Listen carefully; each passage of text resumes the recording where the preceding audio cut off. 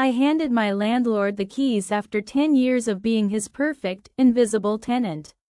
He looked me dead in the eye, smiled, and stole $3,000 from me. I was powerless. I had to just take it. I thought that was the end of the story. But 5 years later, at 3 a.m., I saw the light on in my old apartment. The door was wide open. And what I found inside was the beginning of the most satisfying revenge I never even had to lift a finger to get. Have you ever been cheated? Lied to? Made to feel small and powerless by someone who held all the cards? That feeling of burning injustice, that craving for things to be made right, it's one of the worst feelings in the world. If you know that feeling, then get ready for a story that will feed your soul. Hit that like button, subscribe, and settle in. This is a tale of patience, karma, and the sweet, sweet sound of a slumlord getting exactly what he deserved. Let's go back to the beginning. Let me set the scene. I lived in this high-rise apartment building for over a decade. 20 stories of concrete and glass, a little vertical city. You know the sounds. The distant hum of elevators, the muffled conversations through walls, the smell of different cuisines mixing in the hallways around dinner time. It was home. My landlord, let's call him Mr. Chen, lived right next door to me. But he might as well have lived on another planet. He was a ghost. A tall, stern, perpetually distracted man who moved through the halls with this air of quiet annoyance, like the building was a burden he'd rather not carry. Our relationship was transactional.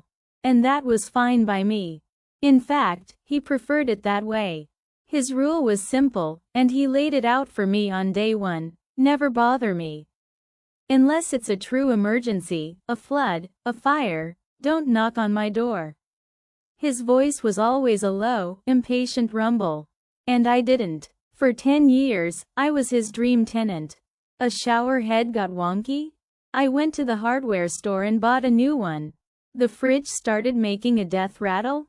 I found a repairman, haggled for a good price, and got it fixed. I'd just slide a note under his door. Deducted 1,500 RMB for fridge repair from this month's rent. Receipt on request. He'd just wave a hand if I saw him. I don't care about the receipt, he'd grumble. I know what a fridge costs. Just take it off. It was an unorthodox system, but it worked. It was built on a weird, hands-off kind of trust. Or so I thought. The problem started with his wife. Let's call her Lily. Where Mr. Chen was absent and cold, Lily was social. She was the queen of the building's mommies group, always organizing potlucks in the common room, the center of a whirlwind of gossip. She decided our building was going upscale, and she wanted more rent. She got the idea that our apartment would be perfect to rent out as an office space, which, for the record, was completely illegal in a residential building. So, they asked me to leave. I'd been there 10 years. My life was in those walls. But I'm reasonable. They offered me a deal. Move out 1 month early, and they'd give me that month's rent back, plus my full security deposit. It was a good deal. I agreed. We shook on it. It was amicable. Then came the move-out inspection. And the mask came completely off. The moment they walked in, the energy shifted. Mr. Chen's usual distracted air was replaced by a sharp, calculating coldness. Lily's social smile was now a tight, disapproving line. They moved through my home, my clean, well-kept home, like forensic investigators at a crime scene. The place is ruined, Mr. Chen stated, his voice flat. We can't give you anything until you fix all of this. My heart just sank. This wasn't the deal. This wasn't the man who didn't care about receipts. He had a list. A physically printed list. And it was a masterpiece of petty, bad faith extortion. Yes, my cats had scratched up the leather legs of the built-in dining table. I admitted that. And yes, my pull-up bar had left 2 noticeable dents in the beautiful hardwood doorframe of the kitchen. Those were fair. I owned those. But the list, it went on for pages. Photo frame hook hole in wall, bedroom 2. A tiny pinprick. One chipped tile in bathroom. A chip the size of a grain of rice. Window screens are dusty. They were brand new screens I'd installed myself. Blinds are misaligned. Slight scuff mark on baseboard. It was a list of every single minute imperfection that comes from a decade of actually living in a place. It was a list designed for one purpose: to overwhelm me, to make me give up. And it was the busiest time of the year for my work. I was swamped, stressed about moving, and now I had this sword hanging over my head. But I needed that money. That was my money. So, I played their game. I felt a hot, simmering frustration in my chest every time I sanded a wall or patched a tile. My internal monologue was a raging fire. This is bullshit. This is a shakedown. He doesn't care about this tile. He just wants to keep my money. But I did it. I spent days and my own money fixing every single nitpicky thing on that list. I got the table legs re-leathered by a professional. I spackled and sanded and painted until the walls were perfect. The only thing I couldn't fix myself were the dents in the hardwood door frame. Fine, I said, exhausted. Just take the cost of repairing that out of the deposit. Deduct it. Let's be done. Finally, the day came. I'd jumped through every hoop. I stood in the empty, spotless apartment. Mr. Chen did a final walkthrough, his expression unreadable. The moment of truth. He was supposed to give me 24,000 RMB. That's about $3,000. My money for the move, for the new start. He pulled an envelope from his jacket pocket. He handed it to me. It was thin. Too thin. I opened it. My blood ran cold. There was 5,000 RMB inside. About $600. I looked up at him, my mouth agape. I could feel the heat rising to my face, my hands starting to tremble. What is this? He didn't even have the decency to look ashamed. He looked bored. I still need to use the money to fix all that stuff, he said, his voice a low, dismissive monotone. If you can't accept the 5, I can't give you anything at all. The threat was clear. Take this pittance, or get nothing. I was utterly powerless. He knew I had no recourse. A legal battle would take years and cost more than the deposit. I was defeated. The feeling was a physical weight, crushing my shoulders. I felt a wave of nausea. I'd been had. Completely and totally. I took the envelope. I didn't say a word. I just turned and walked away, the humiliation burning like acid in my veins. Music becomes somber and reflective. Narrator. I was miserable. The injustice ate at me. I'd told them I was moving to another city, just to be done with them. But then a last-minute work opportunity came up, and I found myself renting an almost identical unit.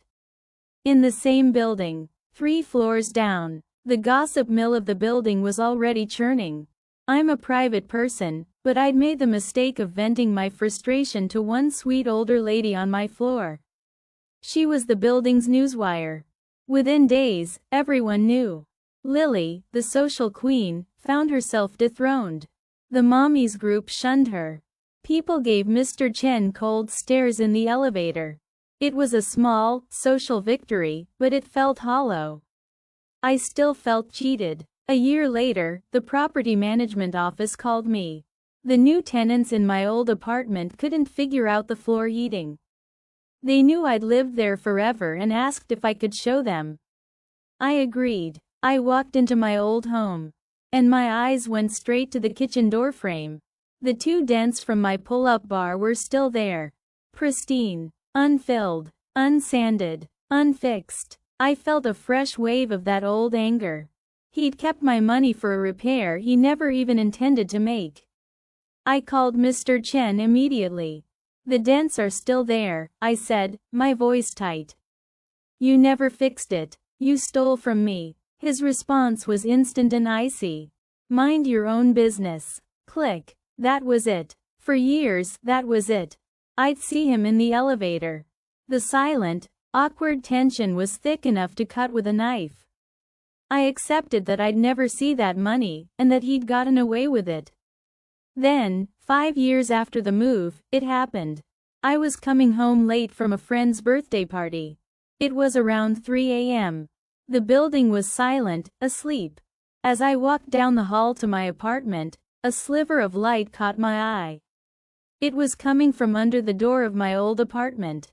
My old apartment. That was weird. The place was supposed to be an office, and no office is open at 3 a.m.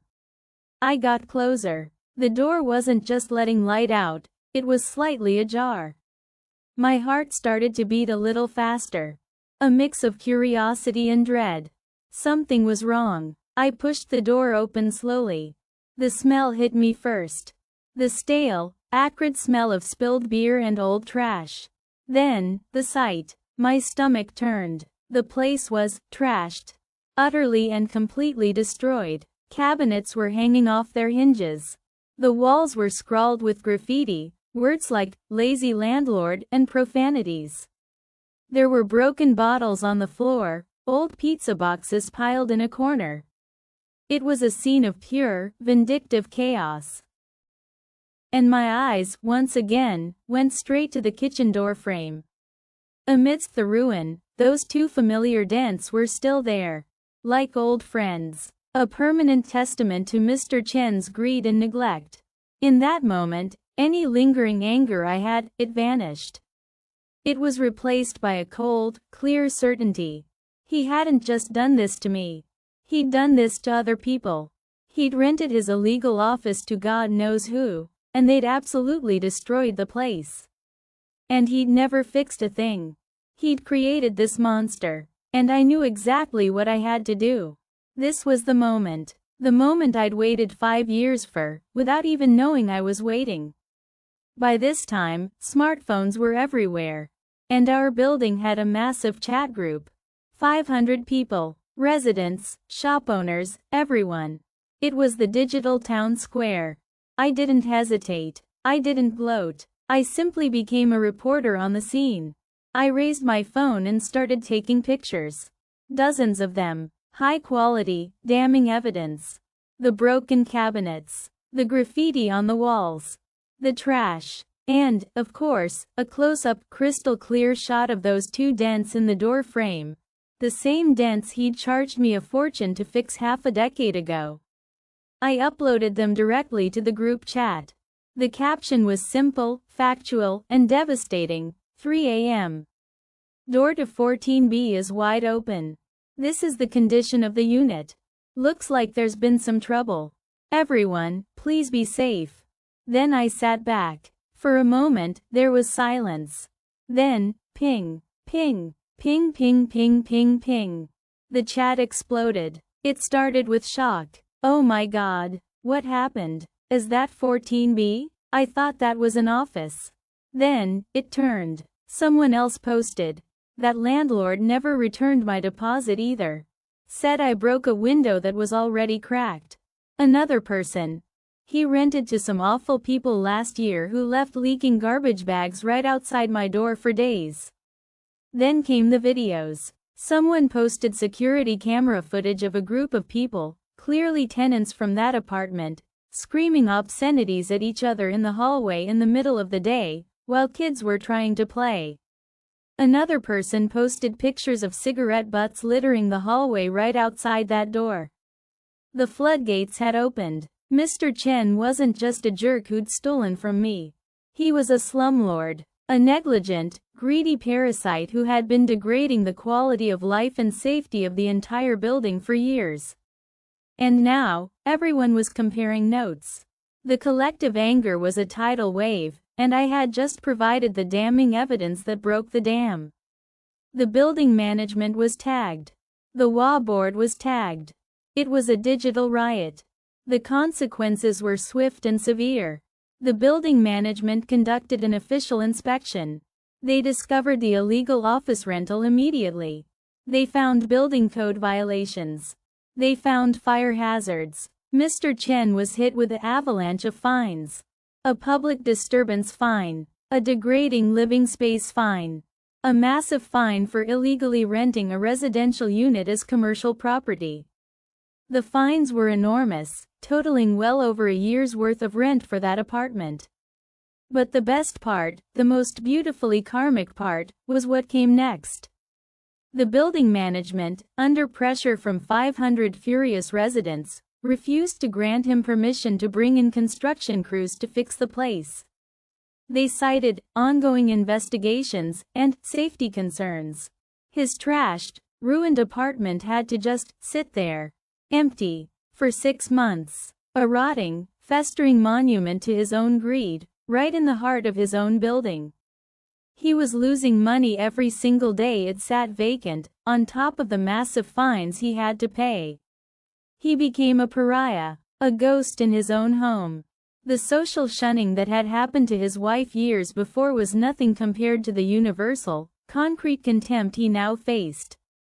He'd lost the respect of his neighbors, he'd lost a fortune in fines and lost rent, and he'd lost any semblance of peace. I'd see him sometimes, in the elevator. The tall, stern, powerful man was gone. In his place was a shrunken, weary-looking man who couldn't meet anyone's eyes. The weight of his own comeuppance was crushing him. I had done nothing but tell the truth and post a picture. The community, his own pattern of abuse, and his sheer incompetence had done the rest. The math was beautiful in its simplicity. He stole about a month and a half's rent from me. And in return, he lost an entire year's rent, and then some. I never got my money back. But what I got was so much more valuable. I got to watch karma work in real time. I got to see justice served, cold, and perfectly prepared. They say living well is the best revenge. I don't entirely agree. Sometimes, the best revenge is just waiting. It's patience. It's understanding that people who operate on greed and bad faith are often building their own traps. Nail by nail. You just have to be ready to watch them walk into it. I didn't need to scream or fight or sue. I just needed to be a good person, to have a community around me that valued fairness, and to have my phone charged and ready at 3 a.m. Justice doesn't always come from a court. Sometimes, it comes from a 500-person group chat, and it's more devastating than any judge's gavel. If this story of the ultimate landlord karma gave you that deep, soul-satisfying feeling of justice, then do me a huge favor. Smash that like button. Let me know in the comments, what's the most satisfying instance of karma, whether it's yours or someone else's, that you've ever witnessed. I read every single one. This is the kind of story we live for on this channel. The little guy winning, not through violence, but through truth and patience. So if you want more tales of comeuppance, justice, and brilliant revenge, hit that subscribe button and ring the notification bell so you don't miss what's coming next.